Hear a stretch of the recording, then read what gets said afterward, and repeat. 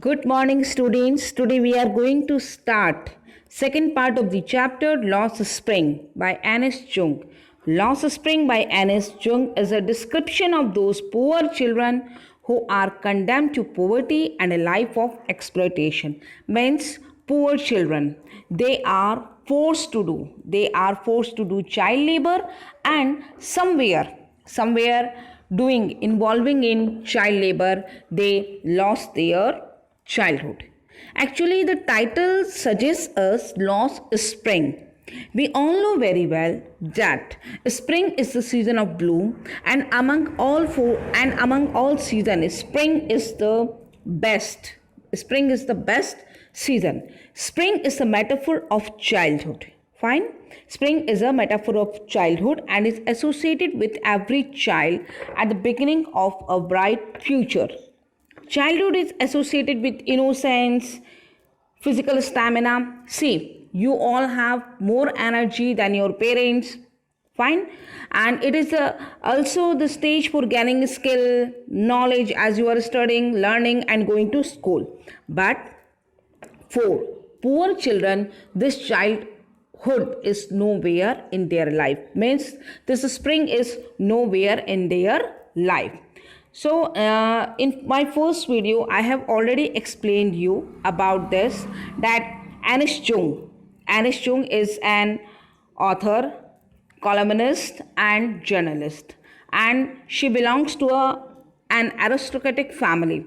Okay, and in this chapter she has revealed the fact that child labor force children to live the life of exploitation and poverty, and somewhere they lost their childhood.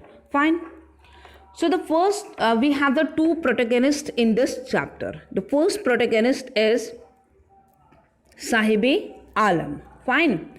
So the author encounters with a boy named Sahibi Alam who visits the nearby garbage dump every morning looking for valuables in the garbage. Actually, what has happened over here that near to author's house, daily she has observed that some children of rag pickers come over there to scrounge something in the garbage. So one day she raised the question to one boy, and later on we would come to know that his name is Sahibi Alam. So one day she raised a question. One day she called a boy and she raised a question. What was the question? We will see over here. That why do you do this? I asked. So she raised the question, why do you do this? I asked Sahib, whom I encounter every morning. Who is I over here? Here I is Ernest Jung. So she raised a question to a boy. Means later on we would come to know his name Sahib. So she asked one boy, Sahib. She asked one boy, Sahibi Alam, why do you do this? Then the reply is highlighted over here. Sometimes I find a rupee in the garbage. Means just for the sake of money, he scrounge means searching for his hands in the garbage. Okay. And I asked Sahib, whom I encounter every morning, scrounging for gold in the garbage dumps of my neighborhood. Sahib left his home long ago, sat amidst the green fields of Dhaka. His home is not even a distant memory. So, we have come to know that the writer says over here, Ernest Jung says that he searches for gold, means 1 rupee is gold for this boy. Because although the garbage dump is full of useless, thrown away things, still he shuffles, फिर भी वो उसको shuffle करता है. It's so minutely as if he will get something as precious as gold from it. Okay. And his home in Dhaka was in the middle of lush green fields, but they had left the house. Why? They had they had left the house. Why they had left the house? Just because of some reason. Just because of some reason, there were many storms. There were many storms that swept away their fields and homes. Their fields and homes. His mother tells him, means it was informed by his mother. Okay, that's why they left looking for gold in the big city where he now lives. It means that they had left it many years ago, and he Sahib आलम को तो याद भी नहीं है कि बांग्लादेश का वो ढाका कैसा मीन्स व्यू है उसका. Okay, and his mother had told him that there were many storms which destroyed their homes and fields. So they left home and shifted to the cities in search of gold. Means 1 rupee is gold for them. The writer again says looking for gold in the big city. Looking for the gold in the big city. Gold here refers to something precious which was not available in their hometown. Means what? In Dhaka, they are not able to search, they are not able to earn money. Now, I have nothing else to do, he mutters, looking away. Fine. So, Sahib, when a writer asks, why don't you go to school? Sahib replies to the writer that he has nothing else to do other than rag picking. Means, why do you do this? तुम ये ऐसा क्यों करते हो? I have nothing else to do. He mutters, looking away. Go to school, I say glibly, realizing immediately how hollow the advice must sound. So, the writer suggests that he should go to school. He should go to school. She realizes, and at that moment she realizes that her advice is meaningless for the poor boy. Why? Because the poor boy who is scrounging, who is searching for 1 rupee in the garbage, how can we imagine that he can afford the fees of the school? Okay, so she realizes that her advice is meaningless for the poor boy. He replies that there are no schools in the area where he lives. Glibly means speaking or spoken in a confident way but without careful thought or honesty. Means बिना सोचे समझे कुछ बोलना. Okay, realizing immediately how hollow the advice must sound. Okay, and she all of a sudden realizes that her advice is meaningless for the poor boy. Okay, fine. There is no school in my neighborhood. When they build one, I will go. So Sahib over here replies that there are no schools in the area where he lives. He also assures her that he will go to school when one is built near his house. The writer then asks him jokingly, if I start a school, will you come? Anees Jung ने उसको rest किया. क्या अगर मैं school क्या करती हूँ, open करती हूँ, देन यू वुड कम, तो तुम आओगे. Then he also assures her. I ask half joking. Yes, he says, smiling broadly. Means he shows his teeth and he grins. Grins means what? Shows all teeth. And he also assures her that he will go to school when one is built near his house. The writer then asks him jokingly that if she opened a school, would he attend it? Okay. A few days later, I see him running up to me. Is your school ready? Sahib, after means few days, 2 or 3 days back, 2 or 3 days, after 2 or 3 days, Sahib ran toward Madam Anis Jung and asked, what? That whether her school is ready?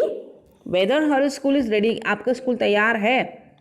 Then the writer feels over here ashamed, embarrassed, and it takes longer to build a school. I say embarrassed at having made a promise that was not made. The writer replied that it takes a lot of time to build a school. She felt ashamed at making a false promise. Okay, and she had said this as a joke and had never intended to open a school, so she felt ashamed of herself. Why? Because she knows very well that she had made a fun with Sahib. But promises like mine abound in every corner of this bleak world. We have to understand this word very clearly. Bleak world. Bleak world means what? Bleak world. Bleak world means empty world. What does here it mean? Sahib was not hurt because he was used to such false promises. Who makes false promises? Leaders. Every year during election in their area, leaders announces what? That they would provide them electricity, provide them proper sanitation, water, but after election it vanishes. Means all the promises go in vain. So here author says over here what? That she said this as a joke and had never and Sahib was not hurt because he was used to such false promises as they existed in large numbers in his empty world. Okay? And he was surrounded by such false promises made by everyone around him. His world was empty as no promise made to Sahib was ever fulfilled. Fine. After months of knowing him, I asked him his name. Sahib-e-Alam, he announces. Sahib-e-Alam. The writer had known Sahib for a few months when she asked him his name. And he replied as if he was making an announcement that his name was Sahib-e-Alam. He does not know what it would have a hard time believing it. The writer thought that the boy did not know the meaning of his name. And if he came to know that his name meant Lord of Universe. Lord of Universe. Sahib-e-Alam is Lord of Universe. Okay. And he would have a hard time believing it. Means he would not be able to believe it. Unaware of what his name represents, he roams the streets with his friends and an army of barefoot boys who appear like the morning birds. Morning birds means in morning they come to scrounge the garbage and disappear at noon. Over the months, I have come to recognize each of them. Getting my point? So, Sahib-e-Alam name was opposite to his life. He went around the streets with a group of friends. It was like an army of boys who did not wear any footwear. Fine. They appeared in the morning like the morning birds and disappeared at noon. Fine. And the writer could recognize all of them as she had been seeing them for the past few months. Why aren't you wearing chappals? I asked one. My mother did not bring them down from the shelf, he answered simply. So, one day the writer asked one of them that why was he not wearing any footwear? The boy simply replied that his mother did not get them down from the shelf. कि उसकी mummy उसको shelf से चप्पल नहीं देती उतार के. As they were beyond his reach, he did not wear them. As they were beyond his reach. Getting my point? What? That madam Anees Chung सबको जान चुकी है. तो एक दिन मैडम एनिस चुंग ने किसी एक उन्हीं के ग्रुप के साहिब-ए-आलम के ग्रुप के एक बच्चे को पूछा why aren't you wearing chappal? Then the boy simply replied कि mother did not get them down from the shelf. My mother did not bring them down from the shelf. He answers simply. Okay? And even if she did, he will throw them off. Adds another who is wearing shoes that do not match. So, other boy who is standing just beside of that boy, then he gives over here a explanation. Another boy who was wearing a different shoe in each foot said that even if his mother would have given him the footwear, he would have thrown it away. Getting my point? What? That the other boy was giving explanation and he was making fun of that boy. क्या कि अगर इसकी mummy इसको चप्पल shoes देती है तो भी ये क्या करता है? फेंक देता है. And that boy was wearing a different shoe in each foot. उसने बिल्कुल अलग अलग कलर के शूज अपने पैरों में पहन रखे हैं. Even if his mother would have given him the footwear, he would have thrown it away. He meant that the boy was not wearing footwear because he did not want to wear one. Okay. When I comment on it, he shuffles his feet. Shuffles. What is shuffles? Slides them over each other. Okay. And one boy was standing over there and he was telling that he he wanted to wear a shoe. He wanted to wear shoes. A third boy spoke that he was eager to get a pair of shoes and he had never owned one on his all his life. I want shoes, says a third boy who has never owned a pair all his life. So, traveling across the country, I have seen children walking barefoot in cities on village roads. Okay, it is not lack of money, but a tradition to stay barefoot is one explanation. So, what happened over here? That she further, Anis Chung ne kaha that as she traveled across the country, she had seen many children walking barefoot in the cities as well as the villages. The reason when she asked people, लोगों को जब वो पूछती है कि why don't you wear chappals and shoes, so they reason that they were barefoot not due to lack of money, कि हम पैसे के कारण नहीं, but to buy footwear, but being barefoot was a tradition for them. Getting my point? I wonder.